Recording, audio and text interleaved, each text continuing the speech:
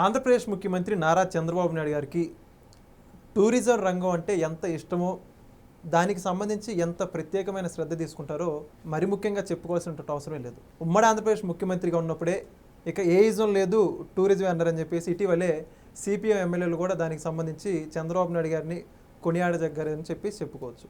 ఇప్పుడైతే అదే ఆంధ్రప్రదేశ్ రాష్ట్రానికి సంబంధించి టూరిజం రంగాన్ని పెంచి ప్రోత్సహించేందుకు మరో కీలకమైన నిర్ణయం తీసుకుంది ఆంధ్రప్రదేశ్ ప్రభుత్వం. అదేమిటంటే ఆంధ్రప్రదేశ్లో ఉన్నటువంటి కొన్ని ప్రత్యేకమైన తీర ప్రాంతాల్లో బీచ్ షాక్లు వాటన్నిటికి సంబంధించి అనుమతులు ఇస్తూ ఇటీవలే నిర్ణయం తీసుకోవడం జరిగింది. దీనికి సంబంధించి కొంతమేర ఎవరైతే వైఎస్ఆర్సీపీ పార్టీ కావచ్చు, కొంతమంది సాధారణ ప్రజల నుంచి కొంతమేర నెగిటివిటీ వస్తున్న నేపథ్యంలో అసలు ప్రభుత్వం తీసుకున్నటువంటి బీచ్ షాక్ల నిర్ణయం సరైందా కాదా మరిన్ని విషయాలు తెలుసుకోవడానికి మనతో పాటు ఉన్నారు తెలుగుదేశం పార్టీ రాష్ట్ర అధికార ప్రతినిధి రాజేష్ అప్సాని గారు. సార్ నమస్కారం అండి. నమస్కారం సార్, ఏదైనా ఒక ప్రాంతం ఒక రాష్ట్రం భౌగోళికంగా వాటికి ఉన్నటువంటి పరిస్థితుల దృష్ట్యా ప్రపంచవ్యాప్తంగా కావచ్చు, దేశవ్యాప్తంగా కావచ్చు ఒక గుర్తింపు రావాలంటే ప్రధానమైన రంగం టూరిజం అని చెప్పేసి చంద్రబాబు నాయుడు గారు పదే పదే చెప్తూ వస్తారు. దానికి సంబంధించి అనేకమైనటువంటి ఆచరణలు తీసుకొచ్చి దాంట్లో సక్సెస్ అయ్యారు. ఉదాహరణ చూసుకుంటే అరకు కాఫీ, ఎక్కడో అరకు కాఫీ గిరిజన ప్రాంతంలో ఉన్నటువంటి కాఫీని ఈరోజు వరల్డ్ వైడ్గా ఒక రికగ్నిషన్ రావడం జరిగింది. అక్కడికి ఎంతోమంది పర్యాటకులు కూడా వస్తున్నటువంటి పరిస్థితి ఈరోజు.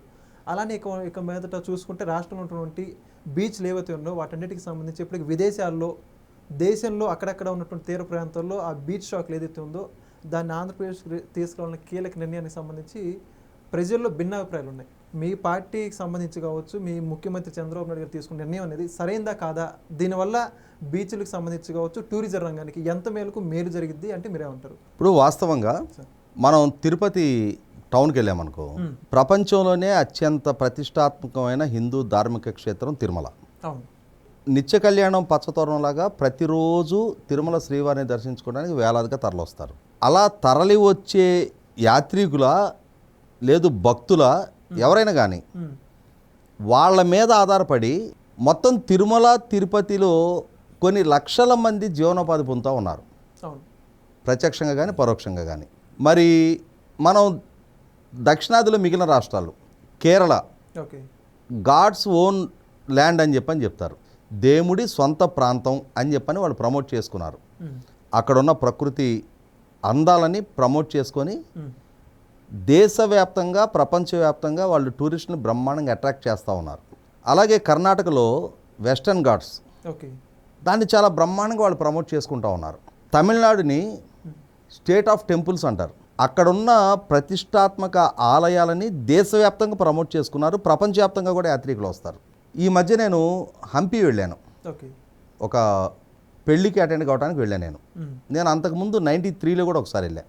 హంపి వెళ్ళిన, తమిళనాడులో అరుణాచలం వెళ్ళిన, కొన్ని వేల మంది విదేశస్తులు కనిపిస్తుంటారు మనకు అక్కడ యాత్రికులుగా వచ్చిన వాళ్ళు.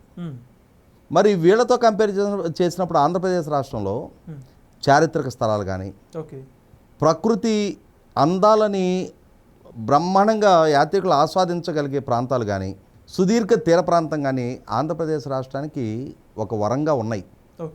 కానీ వాటిని ప్రమోట్ చేసుకొని వాటి ద్వారా ప్రత్యక్ష పరోక్ష ఉపాధి పొందడంలో మనం వెనకబడ్డాం. ఇవాళ టూరిజం రంగం అనేది చాలా ఎక్కువ మందికి ఉపాధి అవకాశాలు కల్పించగలిగే రంగం.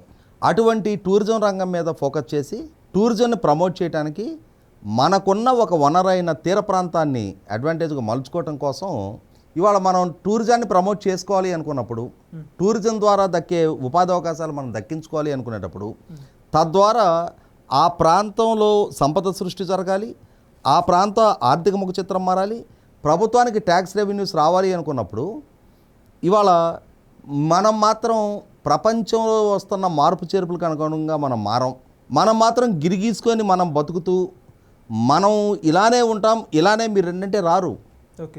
మీకు ఒక ఎగ్జాంపుల్ చెప్తాను నేను. చంద్రబాబు నాయుడు గారు ఉమ్మడి రాష్ట్ర ముఖ్యమంత్రిగా ఉన్న రోజుల్లో ఆయన హైదరాబాద్ని ప్రమోట్ చేయడం కోసం, బ్రాండ్ హైదరాబాద్ని ప్రమోట్ చేయడం కోసం దేశ విదేశాల్లో ఉన్న కార్పొరేట్ సంస్థల దగ్గరికి వెళ్ళారు. వెళ్ళినప్పుడు వాళ్ళు అడిగింది ఏంటి అంటే, మేము హైదరాబాద్కి ఎలా రావాలి, ముంబయో ఢిల్లీలోనే దిగి మేము కనెక్టింగ్ ఫ్లైట్తో హైదరాబాద్ రావాలి, మీ దగ్గర ఇంటర్నేషనల్ ఎయిర్పోర్ట్ ఎక్కడుంది, ముంబైలో దిగి మీ దాకా రావడం ఎందుకు, ముంబైలోనే మాకు అవకాశాలు ఉన్నాయిగా, ఢిల్లీలో దిగి మీ దాకా ఎందుకు రావాలి, చెన్నైలో దిగి ఫ్లైట్ మారి మీ దగ్గరికి ఎందుకు రావాలి, మీ దగ్గరికి రావాలి అని అంటే మాకు ఈ డిఫికల్టీ లేకుండా మీరు ఒక ఇంటర్నేషనల్ ఎయిర్పోర్ట్ నిర్మాణం చేయండి, మీ దగ్గర పబ్లిక్ ట్రాన్స్పోర్టేషన్ ఎక్కడుంది, కార్పొరేట్ సీఈఓలుగా మేము మాకు ఎంటర్టైన్మెంట్కి మేము గోల్ఫ్ ఆడుకోవడం లాంటివి చేస్తాం. మీ దగ్గర ఎక్కడున్నాయి ఆ ఫెసిలిటీస్? ఈ ఫెసిలిటీస్ అన్నిటినీ కల్పించారు హైదరాబాద్లో. ఓకే. మేము ఏదైనా ఒక కన్వెన్షన్ మాకు ఏదైనా ఒక కాంక్లేవ్ జరుపుకోవాలి అని అంటే బెస్ట్ కన్వెన్షన్స్ ఎక్కడ ఉన్నాయి మీ దగ్గర? ఓ హైటెక్స్ నిర్మాణం జరిగింది, ఓకే. ఓ గోల్ఫ్ కోర్స్ నిర్మాణం జరిగింది, ఇంటర్నేషనల్ ఎయిర్పోర్ట్ నిర్మాణం జరిగింది, పబ్లిక్ ట్రాన్స్పోర్ట్ కోసం మెట్రో తీసుకురాబడింది. ఇలా ఇవన్నీ తీసుకొచ్చారు కాబట్టి, ఆ సౌకర్యాలు కల్పించబడ్డాయి కాబట్టి హైదరాబాద్ బ్రాండింగ్ ఆ స్థాయిలో పెరిగింది. ఓకే. ఇవాళ ఆంధ్రప్రదేశ్ రాష్ట్రం విభజిత రాష్ట్రం, అక్కడున్న వనరుల ప్రాతిపదికగా వలసలు లేని ఉపాధి ఆ రాష్ట్రంలో దక్కాలి అని అంటే అందరూ ఐటీ అండ్ ఐటీ ఎనేబుల్డ్ జాబులు చేసేవాళ్ళే ఉండరు. టూరిజం మీద ఆధారపడి skilled and unskilled, semi skill, unskilled వాళ్ళకి కూడా ఇప్పుడు అందరికీ నైపుణ్యం కలిగిన జాబులే అవసరంలా. ఓ డ్రైవర్లు ఉంటారు, సప్లయర్స్ ఉంటారు, వెండర్స్ ఉంటారు, సెమీ స్కిల్డ్, అన్స్కిల్డ్ వాళ్ళకి కూడా ఉపాధి అవకాశాలు దక్కుతాయి అక్కడ. సో అటువంటి ఉపాధి అవకాశాలు కల్పించబడాలి అని అంటే గ్రామీణ ప్రాంత రాష్ట్రం టూరిజం ప్రమోట్ చేయాలి. బీచ్ల్లో ఇవాళ మీకు సమాజంలో వచ్చిన ఒక మార్పుని తప్పనిసరిగా మనం ప్రస్తావించుకోవాలి. ఇక్కడ మాకు 12-13 సంవత్సరాల వయసు, అప్పుడు ఒక 43-44 సంవత్సరాల క్రితం సంగతులు నాకు బాగా గుర్తున్న వరకు, మేము చిన్నప్పటి నుంచి గ్రామీణ ప్రాంతాలు ఎలా ఉండేదంటే ఊర్లో ఎక్కడో ఒక మూల సారాయి కొట్టు ఉండేది. ఆ సారాయి అలవాటు ఉన్నవాళ్ళు ఊర్లో ఉన్న సామాన్య ప్రజానీకానికి కనిపించకుండా కామ్గా ఒక పక్క నుంచి వెళ్ళేవాళ్ళు అక్కడికి. తాగి రెండో కంటికి కనిపించుకొని ఇంటికి రావడానికి ప్రయత్నం చేసేవాళ్ళు. ఊర్లో కొందరు వాళ్ళ పాలేరుల చేత గుట్టుగా ఆ పాలేరు టవల్లో ఆ చెంబో గ్లాసులోనో పోయించుకొని రెండో కంటికి తెలియకుండా చావిట్లోకి తీసుకెళ్తే కుటుంబ సభ్యులు, స్నేహితులకు కూడా తెలియకుండా చాటుగా చాటుగా ఇది వెళ్ళి తాగి బయటకు వచ్చేవాళ్ళు. కాము ఇంట్లోకి వెళ్ళి భోంచేసి పడుకునేవాళ్ళు. రెండో కంటికి తెలియనిచ్చేవాళ్ళు కదా, ఆ గుట్టు మెయింటైన్ చేసేవాళ్ళు. సమాజంలో కూడా తాగే వాళ్ళ పట్ల ఒక రకమైన వివక్ష ఉండేది ఆ రోజుల్లో. మరి తర్వాత రోజుల్లో వచ్చిన పరిణామ క్రమాలు ఏంటి? బైకుల మీద వెళ్తూ తాగుతూ ఉన్నారు, కారులో ట్రావెల్ చేస్తూ తాగుతూ ఉన్నారు. ఇవాళ గ్రామీణ ప్రాంతాలకు వెళ్తే ఆ సమీపంలో ఉన్న షాపు నుంచి తీసుకొని ఈవినింగ్ టైంలో రోడ్డు పక్కన పొలాల్లో కూర్చొని తాగుతూ ఉంటున్నారు, హై స్కూల్ గ్రౌండ్లో కూర్చొని తాగుతూ ఉంటున్నారు. ఈ మార్పు వచ్చిందిగా. అంటే ఇష్యూ జనరలైజ్ అయిపోయిందిగా, ఒక రకమైన యాక్సెప్టెన్స్ సొసైటీలో వచ్చేసిందిగా. ఒకనాడు వివక్షగా చూసిన సమాజమే ఇవాళ వాళ్ళ కుటుంబ సభ్యులే సేవిస్తుంటే మరి ఆ కుటుంబ సభ్యులకి బయటికి వెళ్ళి తాగటం కానీ ఇంట్లో కూర్చొని తాగటం నయం లేమని చెప్పని, బయటకంటే ఇల్లు సేఫ్ అని చెప్పని వీళ్ళే వాళ్ళకి కావాల్సిన ఫుడ్ అవన్నీ అరేంజ్ చేసి ఇస్తున్నారుగా. అంటే ఆ రకమైన యాక్సెప్టెన్స్ వచ్చిందిగా.